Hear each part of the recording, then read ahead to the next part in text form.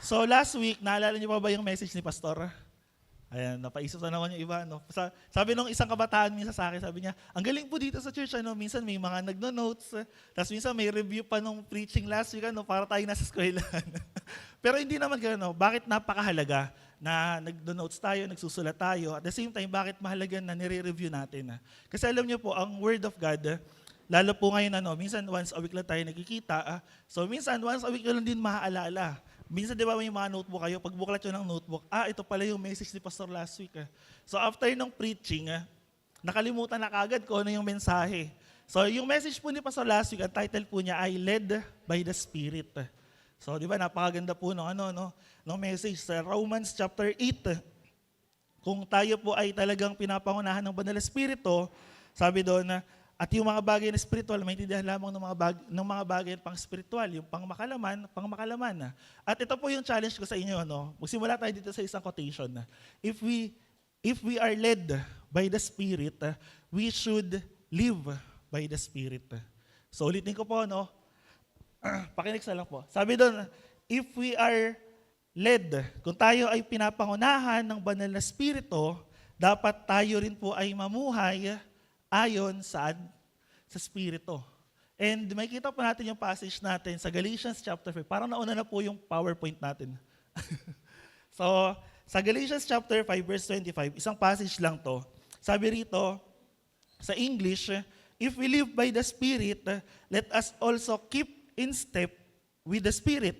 Sabi dun sa 25 sa Tagalog, at dahil nga namumuhay tayo ayon sa kapangyarihan ng banal na Espiritu, magpatuloy tayo sa patnubay nito. So kung naalala niyo po, 2 years ago, tama ba ako? 2 years o 3 years na yun? Yung naging tema po natin yung Live by the Spirit. Tas Galatians chapter 5:16 po yung naging passage natin. And halos isang taon po natin itong nilakaran. And ngayon po, di ba, naging tema natin about being disciple. Pero alam niyo po, hindi po tayo pwedeng maging disciple kung hindi tayo pinapangunahan ng Banal na Espiritu. At kung hindi tayo pwedeng maging disciple kung hindi tayo nananampalataya kay Kristo. At hindi ka rin pwedeng maging disciple o hindi ka rin pwedeng maging believer, mananampalataya, kung wala kang banal na Espiritu. So paano tayo nagkakaroon ng banal na Espiritu? Simple lang po. Wala pa dyan sa PowerPoint to. Paano tayo nagkakaroon ng banal na Espiritu? Simple lang. Kung tinanggap niyo na po si Kristo bilang inyong Panginoon at tagapagligtas ng inyong buhay. Amen po. Sino po rito tumanggap na kay Lord bilang Panginoon at tagapagligtas ng kanyang buhay? Amen. So, sure na po kayo, Kahit po mamaya, kunin na kayo ni Lord, okay lang. Akala ko, tatahimik eh.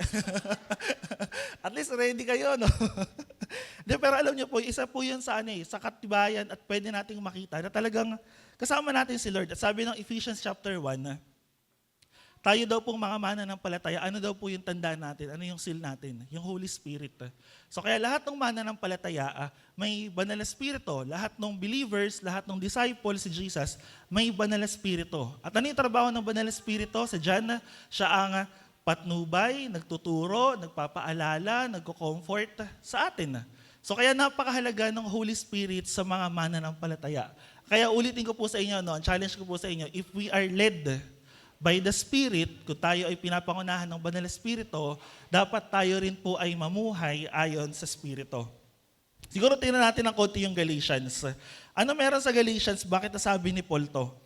Kung titingnan po ninyo, ang Galatia, part siya sa, I think Macedonia, bandang Macedonia to, Sa may malapit sa may Philippi, sa may Thessalonians. So check nyo na lang sa mga Bibles nyo.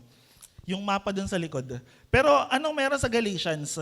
Isa sa pinaka-main problem nila, yung may mga legalist na Judaizers. So kumbaga, merong mga dating mga Hudyo na pumunta sa kanila, tapos sabi nila, since nananampalataya ka naman kay Lord, tumanggap ka naman kay Lord na si Kristo ang iyong tagapagligtas, so kailangan mo pa rin gawin yung mga bagay na inutos sa atin doon sa kasulatan. Kumbaga, kailangan mo pa rin gawin yung mga laws, yung mga utos nila Moises, kailangan mo pa rin sumunod yung pagpapatuli, yung mga araw na kailangan nating i-celebrate. So yun yung tinuturo ng mga legalist na to. And pag tinignan niyo po ang mga legalist, usually sa kanila, medyo mahigpit sila. Kumbaga, tipong kailangan ganito ka, dapat ito ginagawa mo, dapat ito sinusunod mo. And sa panahon po natin, even sa church, sa generation po natin, may mga ganun pa rin pong lumalabas. Kasi bakit?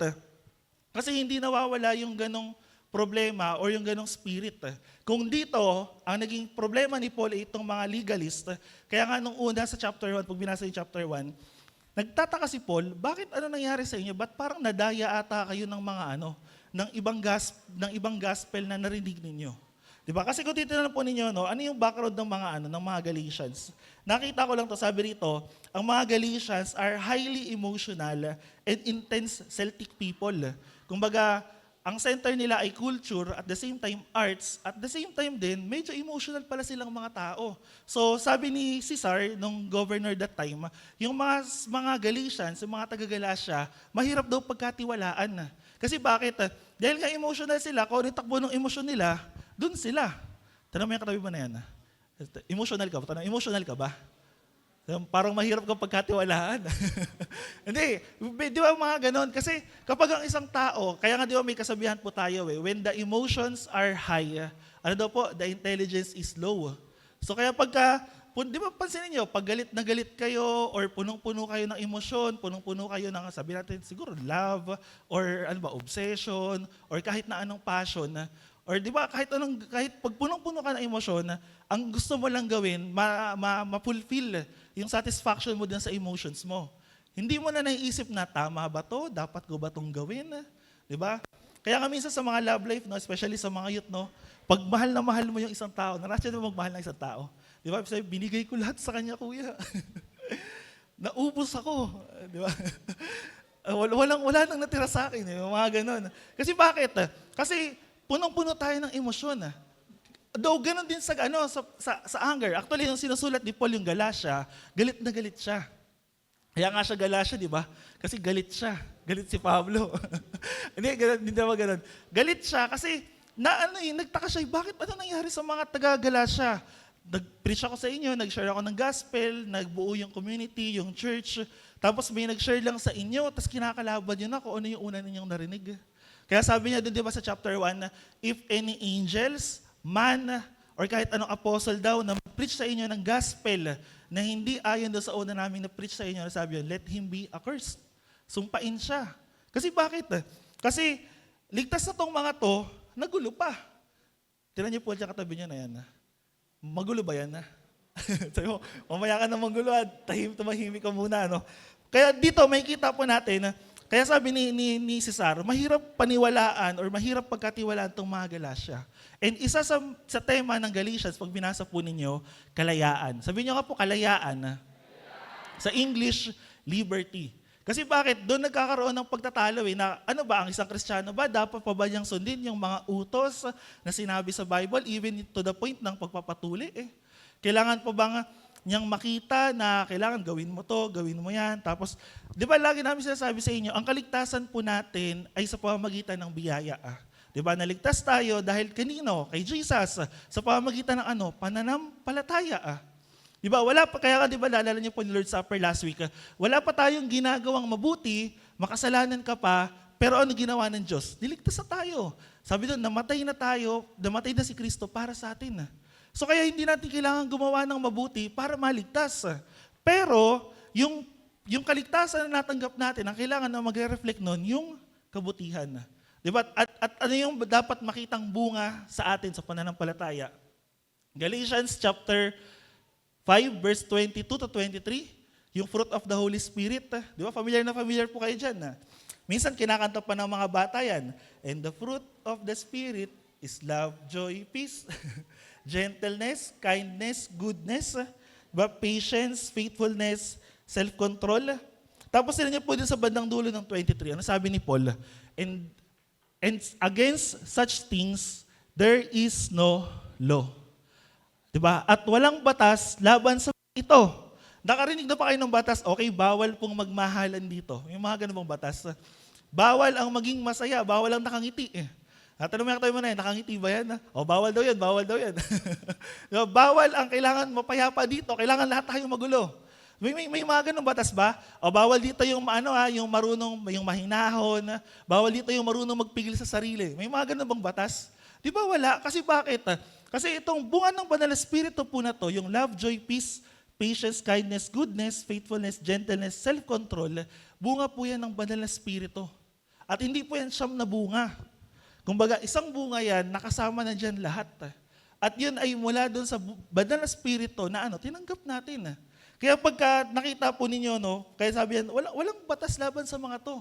Walang magbabawal sa inyong magmahal. In fact, sabi pa nga ni Lord, di ba sa Matthew, 2 lang daw yung batas na ibinigay sa atin. Ano yung 2 importanteng batas na yon? Mahalin mo ang Diyos ng buong puso, lakas, isip at kaluluwa. Tapos after yun, ano yung pangalawa? Mahalin mo ngayong kapwa gaya ng pag-ibig mo saan? Sa iyong sarili. At dito natin makikita, dyan natin ma-apply lahat ng bagay na yun.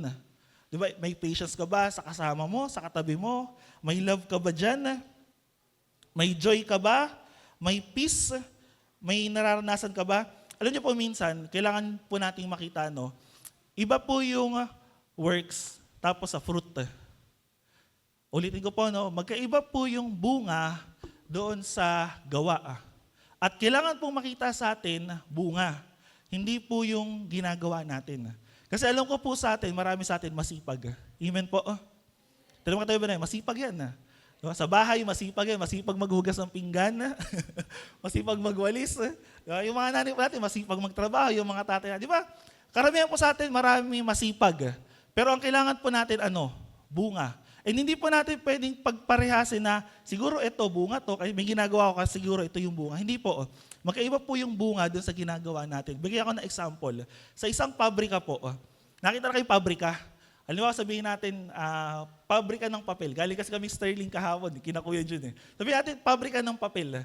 So yung mga trabahador doon, ano ginagawa nila? So nagtatrabaho sila para makapag-produce ng papel. So pwedeng notebook, pwedeng papers, so iba't ibang klase pa yun. Tama?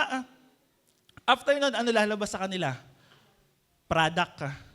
So yung pinaghirapan nila, yung pinagtrabahuan nila, ang ending lumabas, product. At ano yun? Yun yung produkto nung hard work nila. Tama? Pero tingnan naman po natin doon sa bunga. Nakakita na ba kayo ng pabrika na namumunga ng mansanas? Nakakita na ba kayo ng pabrika na nagbubunga ng pakwan? Di ba, wala, saan po galing ang bunga? Di ba, binhi na itinatanim, tapos aalagaan, aantayin, hanggang sa mag-grow, tapos mamumunga. And ganoon din po yung pinapakita sa atin ng Diyos. Pwede po tayong maging masipag, especially sa gawain ng Diyos. Pwede kang maging matyaga, pwede kang maging gawin mo lahat. Lahat yun, part lang yun ng product. Part lang yun ng works na ginagawa ninyo. Pero alam niyo po, ang never na never ninyong madadaya, yung bunga. Kasi alam niyo po, yung bunga, ano po yan? Lasting fruit. Yung love, yung joy, yung peace, lahat po yan lasting fruit na produkto ng banal na spirito. Actually, nga produkto na bunga ng banal na spirito. So kaya pag tingnan po ninyo, yung ginagawa ko ba, yung resulta ba ng ginagawa ko, ito ba ay produkto o ito ba ay bunga? Yung pagsunod ko ba kay Lord, ito ba ay produkto ng pagsunod ko sa Kanya o ito ay bunga na mula sa banal na spirito? Kaya kung titignan po ninyo, kaya sabi rito kung talagang pinapangunahan ka ng banal na spirito bilang isang Kristiyano, bilang isang mananampalataya, ang hahanapin sa inyo, bunga. Kasi namumuhay ka ba talaga ayon saan daw? Sa kalooban ng Diyos. And alam niyo po sa New Testament, meron po tayong makikita dyan na 5 na different kind of fruit na pinakita sa atin ng Bible. So pakinig sa po doon sa yung New Testament yan. 6 pala, sorry. Kasama na kasi yung fruit of the Spirit. Ano yung una? Several fruits na mention sa New Testament. Ito yung ang pinag-uusapan natin dito, bunga. Una daw po, people won to Christ. So yung mga tao na na-share natin, nung na-share natin, nagpapatuloy sa Panginoon.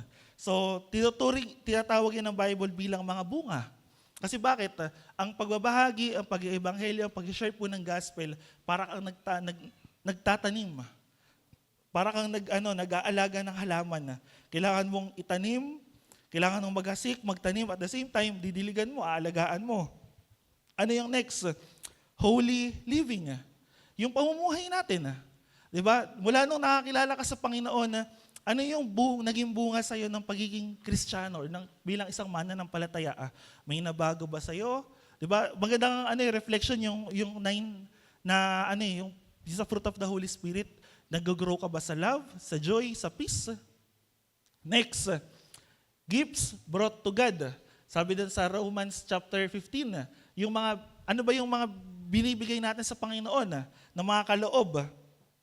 Nakikita ba to sa atin or binibigay ba natin kay Lord?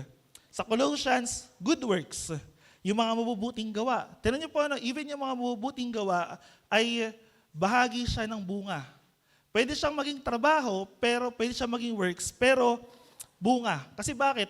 Kasi walang tao na gagawa ng isang bagay, especially typical na tao, no? Hindi siya gagawa ng isang bagay na alam niyang walang ikabe-benefit sa kanya or wala ikatutulong sa kanya.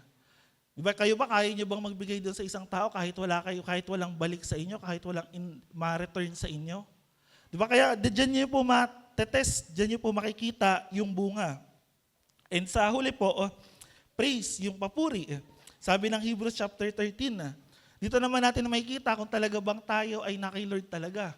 Ano yung mga sinasabi natin? Ano yung laman ng puso natin? Nagbibigay ba tayo ng papuri sa Panginoon? And by the way, pag pinag-usapan natin yung pagpupuri, hindi lang ito nakikita sa tuwing linggo, yung praise and worship natin. Nakikita rin to, syempre, sa sinasabi mo. Diba? Ano ba laman ng bibig natin? Ano ba yung madalas sinasabi natin? Baka mas malutong pa po sa chicharon minsan yung sinasabi natin. No? Kumbaga, doon po natin makikita kung talaga bang ano yung bunga na nakikita sa buhay natin. So, yan po yung mga bagay or mga bunga na sinabi ng New Testament. Pero alam niyo po, 3 bagay lang po na naiwanan ko sa inyong umaga.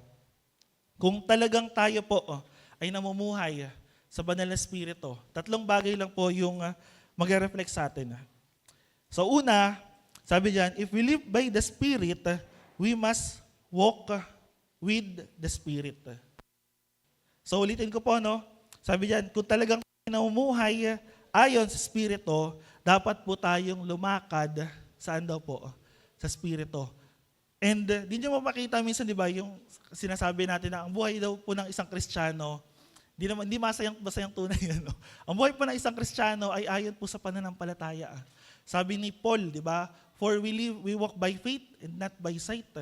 Di ba, tayo lumalakad sa pamamagitan ng pananampalataya. Lagi siyang by faith. Pananampalataya kay Kristo, pananampalataya sa ginawa niya sa krus para sa atin. And isa pong tao na na-inspire ako pagdating sa Bible, si Enoch. Kilala niyo ba si Enoch? Kilala niyo? Sure naman kayo, kilala niyo naman. No? Baka ang naisip niyo po yung Book of Enoch. Hindi yun. Ano po yun? Medyo considered yun na medyo hindi, though, parang ka siya literature text, pero hindi siya inspired na kasama ng Bible. So, kumbaga yun yung turing sa Book of Enoch. Kasi merong mga passage doon or mga words doon na medyo mahirap unawain. Pero sabi ng mga scholars, kino-consider yun as religious text. Literature pala, literature. Pero hindi siya inspired, kaya hindi siya nakasama sa Bible. Now, dito sabi sa Genesis chapter 5 verse 22 to 24. Tingnan niyo po sinabi rito, 22, Enoch walked with God after he fathered Methuselah 300 years and had other sons and daughters. Thus all days of Enoch were 365. Enoch walked with God and he was not, for God took him. Tagalogin na nga lang po natin.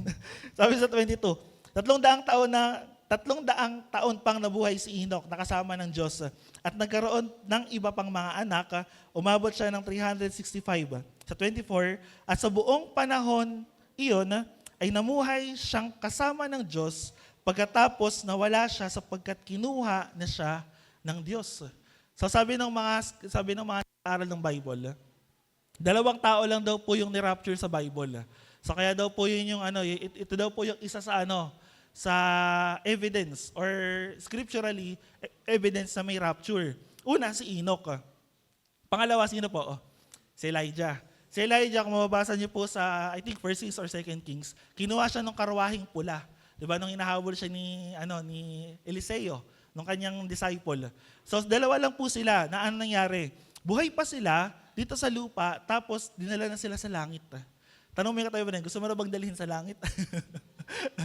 Hindi, Magantay kayo. Masyado kayo excited para kay Lord. Hindi. Pero makikita niyo po, no? Ito po yung napakaganda dun sa buhay ni Enoch.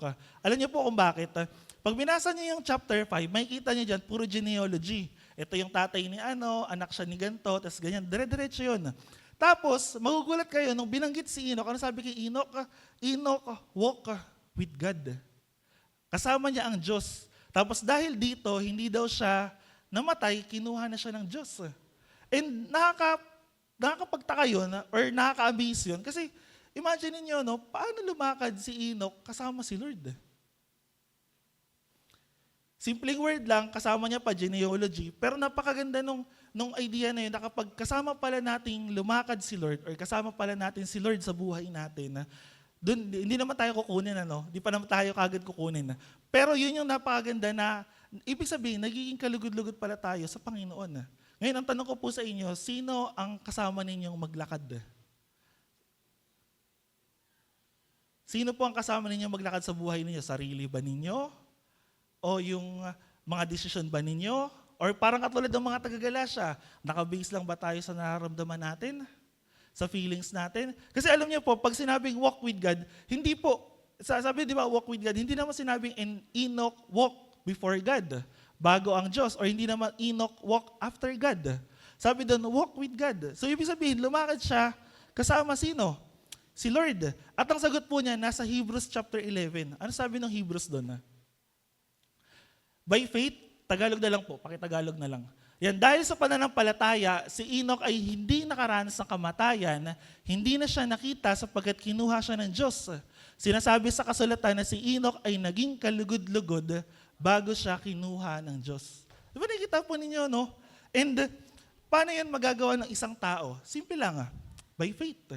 Kasi pag binilikan niyo po yung Hebrews chapter 11, ano po tinutukoy dyan? Yung pananampalataya. At yung passage na yan, naglatag yung author ng lahat ng mga tao na lumakad sa pananampalataya.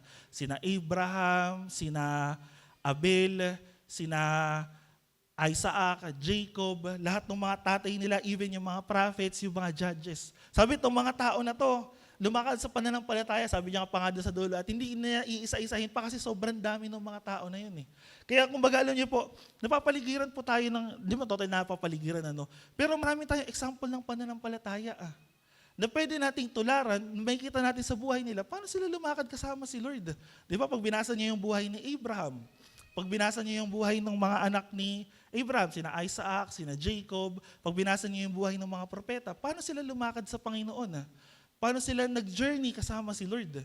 And ito po yung nakaka-amaze dun kay Enoch. Though hindi dinetail kung paano, pero isang bagay lang po yung makikita natin dito. Naging kalugod-lugod yung buhay niya sa Panginoon. Tanungin po natin yung buhay natin ngayon, no? Naging kalugod-lugod ba yung buhay ko kay Lord?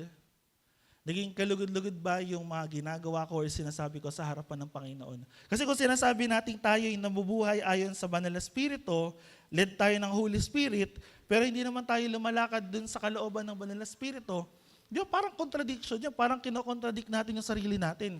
Hindi po kasi pwedeng mangyari na ito yung sinasabi mo, tapos ito yung ginagawa mo. Di ba, naalala niyo sabi ni Lord, ni Jesus sa Matthew, hindi daw ang nagpaparami sa tao yung kinakain niya. Ano daw po? Yung lumalabas sa bibig. At yung lumalabas sa bibig, saan daw nanggagaling? Sa puso. At kung ano yung laman ng puso natin, yun yung iniisip natin, yun yung ginagawa natin. Kaya ang tao, may kita po natin, hindi naman natin siya hatulan, pero may kita natin sa kanyang mga ginagawa. Kasi kahit ang daming sinasabi niyan, kung wala naman doon sa ginagawa niya, mahirap ding paniwalaan. Di ba?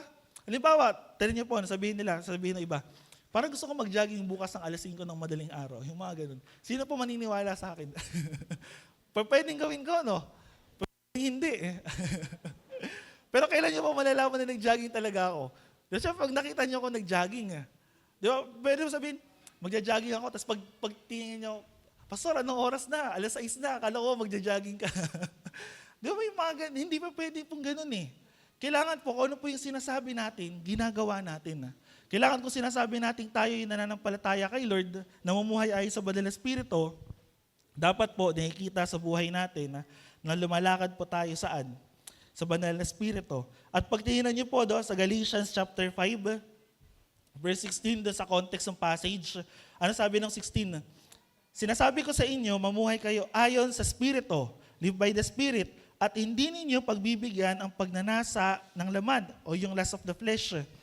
Sabi ng 17, sapagkat ang mga pagnanasa ng laman ay laban sa kagustuhan ng Espiritu at ang kagustuhan ng Espiritu ay laban sa pagnanasa ng laman. Magkalaban ang dalawang ito, kaya napipigilan kayo sa paggawa ng nais ninyong gawin. At kung titignan po ninyo, no, kaya minsan nag-i-struggle tayo kasi gagawin ko ba to o hindi? Gagawin ko ba to o hindi? Susunod ba ako kay Lord o hindi? Kasi bakit? Kasi ibig sabihin na meron na po tayong Holy Spirit sa buhay natin. Doon nagkakaroon ng struggle. Pero hindi po lahat ng struggle ay struggle talaga. Kasi bakit? May kita nyo na kung nag-i-struggle kayo, pinaglalabanan mo pa rin eh. Pero pagka bumibigay ka doon sa gusto mo, sa nais mo, pwede kang ma-fall. Pero alam niyo po, pag hinayaan ninyo, pwede pong magkakali yung mga buhay natin. Diba? Alam niyo po sa Old Testament, nakalimutan ako ng passage, I think Isaiah or Ezekiel, yung puso ng tao, hinalintulad siya sa isang lupang tigang. Alam mo ba yung lupang tigang? Yung matigas na puso. Kasi bakit? Di ba, pag nasa bukid po kayo, pag naarawan yan, di ba titigas yung lupa? Tapos ano gagawin para mataniman po ulit yun? Binubungkal. Di ba, babasain, tapos bubungkalin. Tapos, pag malambot na, pwede mo na ulit tamnan. Di ka naman pwedeng magtanim doon ng matigas yung lupa. Kasi bakit? Kasi hindi mag-uugat yun eh. Tama po sa mga sa mga nagtatanim. Bira lang po kasi kung magtanim eh. Minsan namamatay pa yung halaman tinanim ko eh. Pero, sa pagkakaalam ko po ganun eh. Kaya sabi ng Bible, yung puso natin, kailangan siyang muling bungkalin eh. Kung matigas na yung puso mo dahil sa kasalanan, kailangan siyang bungkalin. At hindi siya mabubungkal ng mga typical na bagay. Kasi puso ang usapan natin eh. Kaya di ba may kasabihan tayo, walang matigas na tinapay saan? Sa mainit na kape. Pero tayo mga Kristyano, meron po tayong kasabihan, wala pong matigas na puso sa buhay na Diyos. Amen po. Palakpakan po natin si Lord.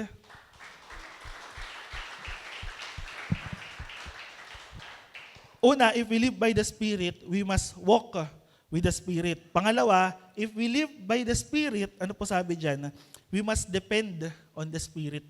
Hindi lang po dapat tayo lumalakad ayon sa kasama yung banal na Spirit or kasama si Lord, pero at the same time, kailangan po nating dumepende sa Kanya. Kasi di naman natin pwedeng sabihin, halimbawa ganito, no? Nakakita na ba kayo ng POV? Minsan nakikita ko to sa mga reels eh. Wait lang. Halimbawa, POV, point of view.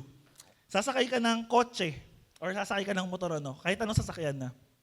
Tapos, si Lord yung driver, ikaw yung passenger seat.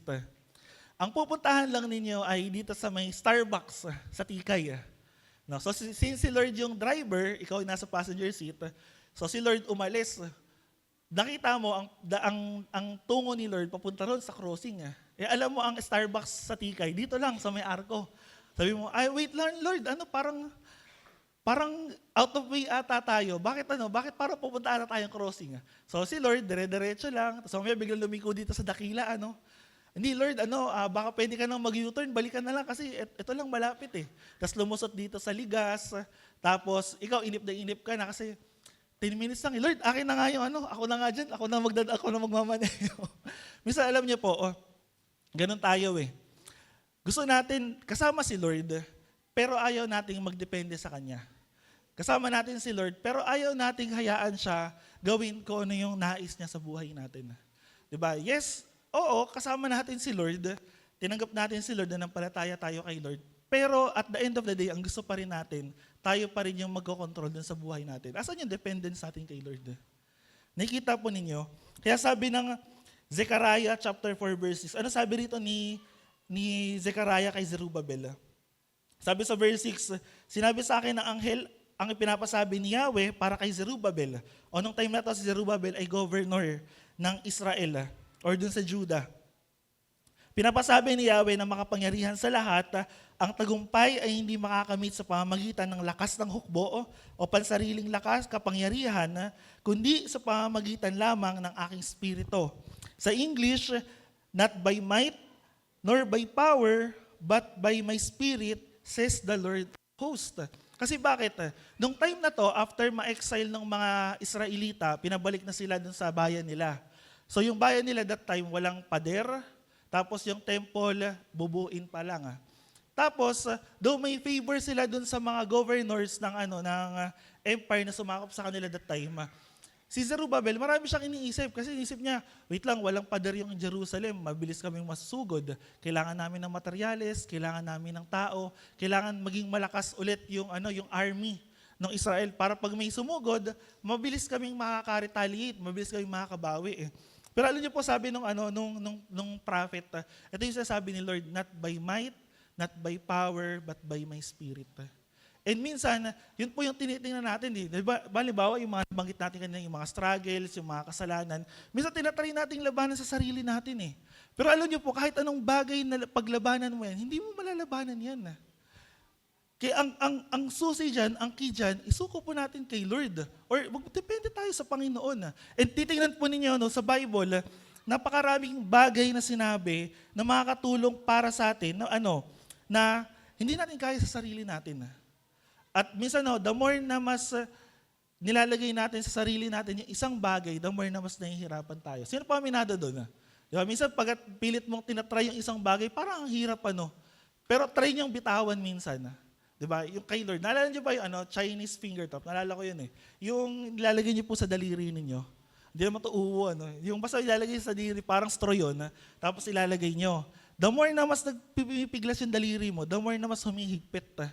So hindi makawala yung daliri mo. Ano kailangan daw? Kailangan dahan-dahanin mo, luwagan mo, tapos dahan-dahanin mo tanggalin yung daliri mo, tapos makalaya na yung daliri mo. Minsan po ganun tayo Lord, gusto kong gawin to, pero hindi ko magawa. Lord, gusto kong maging mabait, pero hindi ko magawa. Lord, gusto kong sumunod sa kalooban mo, pero hindi ko magawa. Kasi bakit? Kasi pinipilit natin. Nakita niyo yung sabi ni Paul sa Romans, sabi niya, Corinthians, sabi niya, kung ano yung bagay na gusto kong gawin, hindi ko magawa. Kung ano pa yung bagay na hindi ko nais, yun yung ginagawa ko. Kaya nga doon nagkakaroon ng struggle. Pag tingnan niyo po dito sa passage natin, sa context natin, yung mga kasalanan, yung mga lust of the flesh, pinakita rito yung pagsamba sa Diyos-Diyosan, yung mga gawa ng laman, pakikiapid, kahalayan, kalaswaan, pangkukulang, pagkapuot, pag-aaway-away, pagsiselos-selos, pagkagalit, kasakiman, pagkakampi-kampi, pagkakabahabahagi, pagkainggit, paglalasing, walang habas sa pagsasaya at iba pang katulad nito. Sinabi ni Paul, muli ko kayo binabalaan, hindi magkakaroon ng bahagi sa kaharian ng Diyos yung mga gumagawa ng bagay na to. And yun po yung mabigat. Kasi bakit? During this time, itong mga taga-Galatians, may mga ilan sa kanila na hinayaan na nilang matangay sila nung kasalanan. And ito, lust of the flesh to.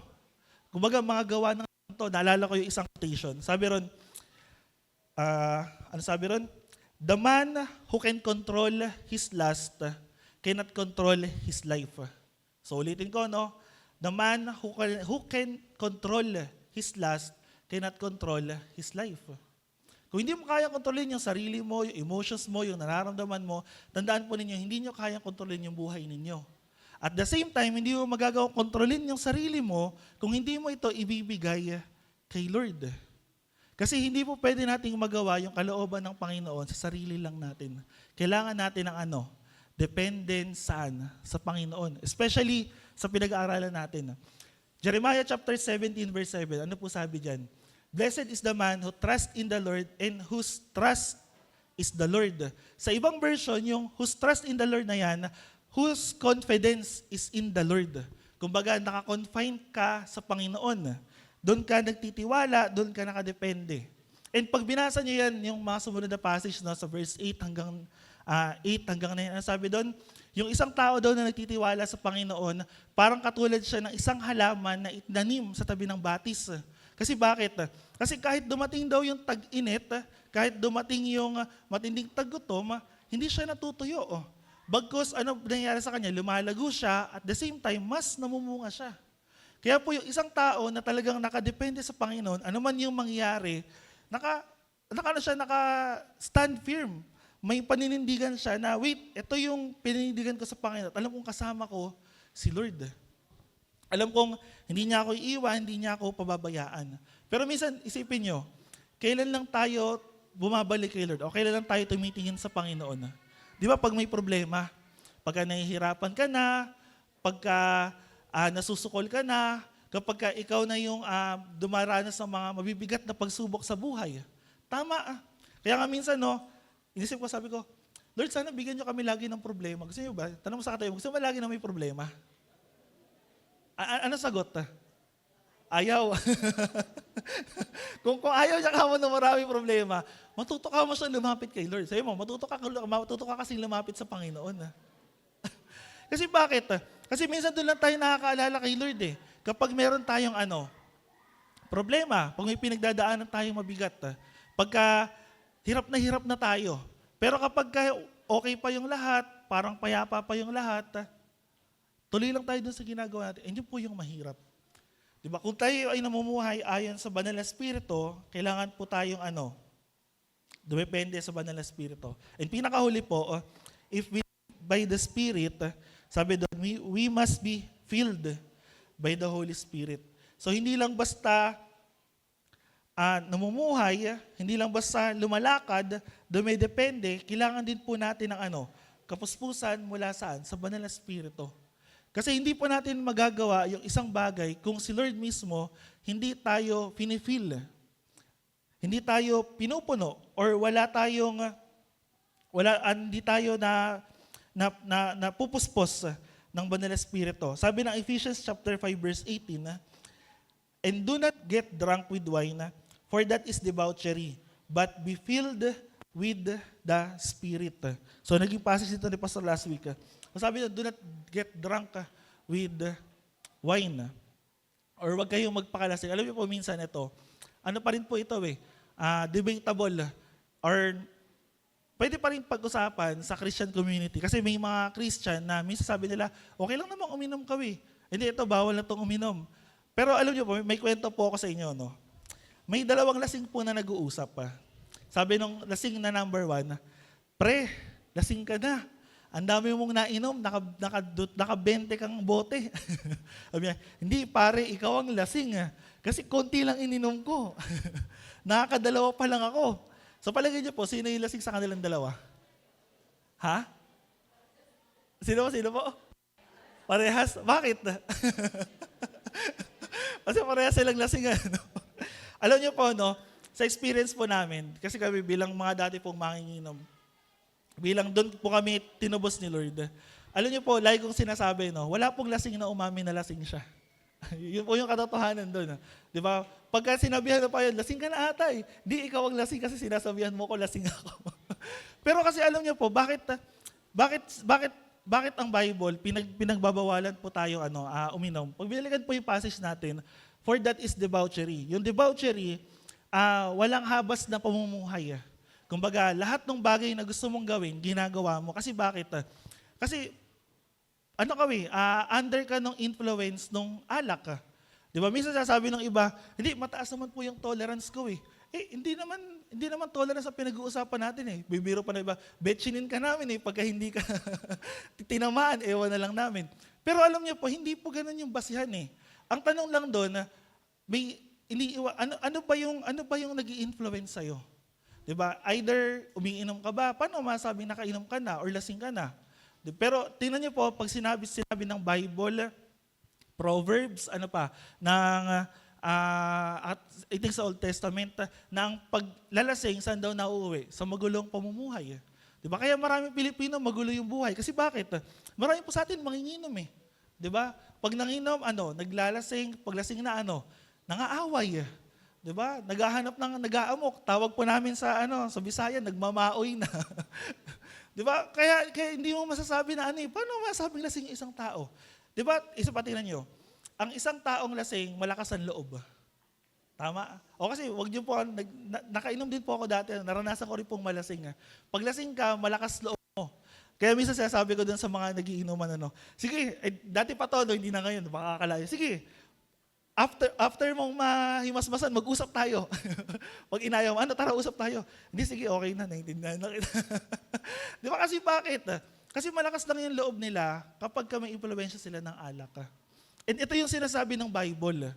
Kung tayo, iiwasan natin yung, sana wala nang umiinom sa atin, wala nang naglalasing sa atin, Pero iwasan natin yon. Ano pa sabi doon? Ang mahalaga, mapuspos tayo ng banal na spirito. Kasi kung puspos po tayo ng banal na Espiritu, mas malakas yung loob natin na gumawa ng mga bagay patungkol sa Diyos. Yung kapuspusan ng banal na Espiritu yung pinakakailangan natin. At kapag binalikan nyo yung gawa, yung acts, nung time na bumaba yung banal na Espiritu kina Pedro, ano naging resulta? Diba? Naging ano ba sila? Nagtago ba sila? Sabi ba nila, kahit pinapahirapan sila, binabantaan sila ng mga religious leader, after nilang hulihin, bugbugin, ang sabi nila, wag na kayo mag-preach tungkol kay Jesus Wag na kayo mag-share ng gospel. Anong ginawa nila? Diba? Mag-pray sila, Lord, bigyan niyo po kami ng tapang at lakas na maibahagi ang iyong salita. Diba, sino gagawa nun? Diba, pinagbawalan ka na nga, binantaan ka na, mamatay ka na, tapos willing ka pa rin harapin yung bagay na. Kaya alam niyo po, doon ako na-amaze sa mga Kristiyano na gano'n sa mga mananampalataya. Kasi bakit? Kahit life and death situation, kaya nilang manindigan para kanino? Sa Panginoon. And yun ay nagagawa lamang ng isang tao na talagang puspos ng banal na Espiritu na yung buhay niya, isinuko niya kay Lord. Di ba? Hindi magagawa ng isang taong wala talaga matibay na pananampalataya. Or actually kahit minsan hindi lang naman life and death situation, no? Paano pag Sunday? Minsan pag Sunday, tsaka darating yung lahat ng problema na hindi mo inaasahan. Oo. Di ba? Andyan yung biglang may darating na bisita. Andyan biglang tatawag yung labahin mo ng linggo. Di ba? Ba't ang dami ko labahin yung linggo, no? Andyan darating may pasok, may trabaho, ano pa? Andyan yung lahat ng problema na mararanasan mo. And itetest yung pananampalataya mo kung susunod ka ba o hindi. Pero ito pong gusto ko maintindihan ninyo. Kung talagang namumuhay tayo ayon sa banal na Espiritu, ayon sa kalooban ng Lord, kaya po nating manindigan sa Kanya. Diba? And 2 verse na lang po na bago tayo magtapos. Sabi sa Galatians chapter 5, verse 24. Tingnan po ninyo. At ipinako na sa krus ng mga nakipag-isa kay Kristo Jesus ang kanilang laman at ang masasamang hilig nito. Yung mga bagay na nabanggit kanina, kahalayan, pakikiapid, pagsamba sa Diyos-Diyosan, pag-aaway-aaway, pagtatalo-talo. Tingnan po ninyo, ulitin ko po sa inyo na sabi dyan, at ipinako na, saan daw? Sa krus ng mga nakipag-isa kay Kristo Jesus ang kanilang laman at ang mga masasamang hilig nito. Sabi ba doon, pinapako? Sabi ba doon, ipapako? Ano sabi dyan? Ipinako. Sabi sa English, I have been crucified. Ibig sabihin, tapos na. Kaya minsan hindi tayo nahihirapan tayo makalaya dun sa mga desires natin, sa mga lust natin, sa mga fleshly na gawa natin. Kasi bakit? Iniisip natin, ito, kailangan ko itong ipako sa krus. Kailangan ko itong ibigay, kailangan ko itong ilagay sa Hindi. Sabi diyan, I have crucified. Past tense. Kumbaga tapos na. Kasi nung namatay si Kristo sa krus, yung mga kasalanan natin, even yung kamatayan, even yung death, tinanggal na ng Panginoon. Bakit pa natin kailangan pang gawa ng effort? Ang kailangan lang po natin, alam niyo po, sumuko sa Panginoon. Pwede pang tawagin yung praise and worship team. And ito po gusto ko maintindihan ninyo, isa sa mga natutunan ko, para mapuspos po tayo ng banal na Espiritu, ma-feel, hindi po yung kailangan mong itry. Sabi mo sa atin, hindi mo kailangang itry. Sige sabihin niya sa'yo, hindi mo kailangang itry. Hindi mo kailangang pilitin. Tanong niyo, ano kailangan niyang gawin? Isuko sa Panginoon. Kasi the moment po na sinabi niyang ipinako na yung dati nating pagkatao, ibigay na natin kay Lord yun Wala na yun. Minsan tayo na lang yung bumubuhay nun At pinakahuli po, Galatians chapter 20, sabi sa English, I have been crucified with Christ. Past tense po ulit, Ibig sabihin, Ipinako. Sabi ron, it is no longer I who live, but Christ who lives in me. Hindi na ako yung nabubuhay, kundi si Kristo na. At sabi ron sa dulo, and the life I now live in the flesh, I live by faith in the Son of God, who loved me and gave Himself up for me. Tayo pong lahat ay tumayo.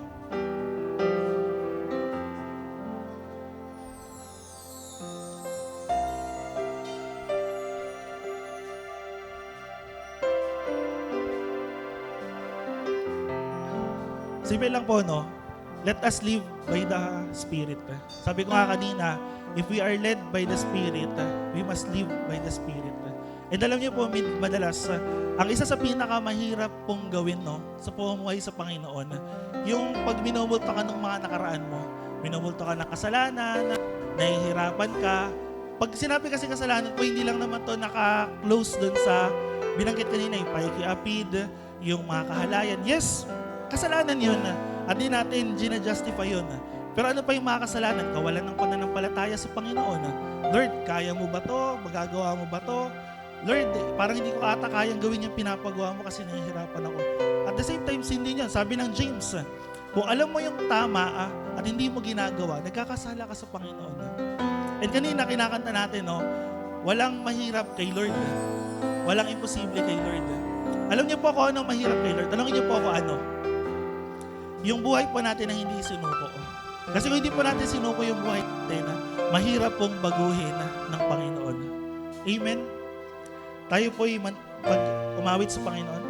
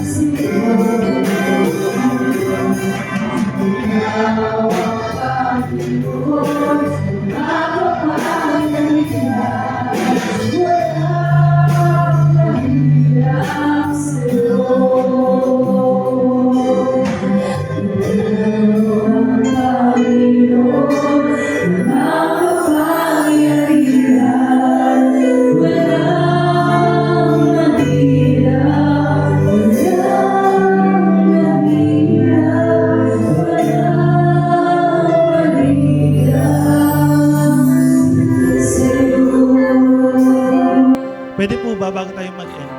Kung meron po rito sa inyo, nahihirapan kayo sa sarili ninyo, personal na bagay, kung meron kayong mga request kay Lord, prayer, na alam nyo, hindi nyo alam kung tutuparin ng Panginoon, or meron kayong desire na, Lord, gusto kong sumunod sa inyo pero mahirap pa. Pwede po bang lumapit kayo dito sa harapan na? Pwede po bang pumunta kayo rito kung gusto nyo, Lord, may request, ito yung panalangin ko, Panginoon, alam ko malabo, pero Lord, gusto kong magtiwala sa inyo, Panginoon. Kung meron po kayong request for kagalingan, kung may sakit, karamdaman, kung meron kayong problema po na nais nyong isuko sa Panginoon at ibigay, nanyahan ko po kayo dito sa harap. At patuloy nating awitan ng Panginoon. Lord, alam namin walang imposible sa inyo. Walang mahirap sa inyo, Panginoon. Mahirap sa'yo. Tuloy mo natin awitin ng Panginoon. Sabi ko si Lord, tuloy mo, Lord. Alam namin na walang mahirap sa inyo, Panginoon. Walang bagay na imposible sa inyo, Panginoon. Sa mga ikaw ang Diyos na makapangyarihan sa lahat. Ang hari ng mga mga hari at Panginoon. Alam namin, Lord, na walang imposible sa inyo, Panginoon. Walang imposible sa'yo. Walang imposible sa'yo. Ikaw ang Panginoon, makapangyarihan. Walang imposible sa'yo. Walang Panginoon na makapangyarihan. Walang mahirap sa'yo. Walang mahirap sa'yo. Walang mahirap sa'yo. Ikaw ang Panginoon, makapangyarihan. Walang mahirap sa'yo. Walang mahirap sa'yo. Walang mahirap sa'yo. Panginoon, makapangyarihan. Walang mahirap sa'yo. Itaas po natin ang ating mga kamay. Panginoon, patuloy po kaming lumalapit sa inyo, O Diyos. At Lord, tataas po namin ang aming mga kamay bilang tanda, Lord, ng pagsuko namin sa inyong harapan, Panginoon. At Lord, ikaw nakakita sa inyong mga anak. Lord, di man po namin alam personally kung ano yung mga pinagdadaanan nila, ano yung nararanasan nila, Panginoon, ano yung mga daladala nila, O Diyos. Pero Lord, alam namin na kaya niyo po, Panginoon, gawin ang lahat ng bagay, Panginoon. Katulad ng inaawit namin, walang mahirap sa inyo, O Diyos. Walang imposible, Panginoon. Sapagat alam namin, Lord, na ikaw po yung Diyos na makapangyarihan sa lahat, Panginoon. At Lord, katulad na natutunan namin sa umaga na to, Lord, tulungan niyo po kami na mamuhay na ayon sa inyong kalooban. Makalakad kami, Panginoon, kasama ka. Dumepende kami, Panginoon, sa inyo. At Lord, puspusin niyo po ang bawat isa sa amin. Ano man pong mga kahinaan, ano man pong mga kasalanan, ano man po, Lord, na mga kahilingan namin, Lord. Kagalingan man to, Panginoon. Breakthrough man to, Lord. Favor man to, O Diyos. At Lord, personal man to para sa family, para sa career, para sa future. Lord, dalangin namin, Panginoon, na tulungan niyo po ang inyong mga anak, O Diyos. At Lord, lumalapit kami sa inyong harapan na nagpapakumbaba. Isinusuko namin, Lord, ang aming buhay. Lord, malaya ka pong makakilo sa buhay namin, Panginoon. Malaya ka po, Lord, na ipuin kami, O Diyos. At Lord, hindi lang namin narinig yung mga bagay na sinabi namin sa araw na to, O Diyos. Kundi Lord, malaya ka pong makakilos sa amin. Yung surrendered na buhay, yung surrendered na puso, isipan, Panginoon. At alaman po mga daladala ng inyong mga anak, Panginoon, na nasa aming harapan. Lord, katagpuin niyo po sila, Panginoon. Maranasan namin, Lord, yung inyong pagkilos, pagyakap, pagsama, Panginoon, ang inyong pong pangungusap, O Diyos. At Lord, sa araw na to, Panginoon, inaangkin namin, Lord, na may gagawin ka, Panginoon, sa buhay namin. May gagawin ka, Lord, sa personal na buhay ng bawat isa, sa pamilya namin, Panginoon, sa mga kahilingan namin, sa mga desire namin, Panginoon, sa mga bagay na isinusuko namin sa inyo, O Diyos. Lord, turuan niyo po kami na magtiwala sa inyo, Panginoon. Dumepende sa inyo, O Diyos. Magtiwala, Panginoon, sapagkat alam namin, Lord, na wala po anumang bagay ang mahirap at imposible sa inyo, Panginoon. Salamat, Lord, sa araw na to. Pagpalain niyo po ang buhay ng bawat isa na narito. At ikaw lamang po ang mataas at maparangalan. Ito po ang aming dalangin sa mga bis sa pangalan ng aming Panginoong Jesus. Amen.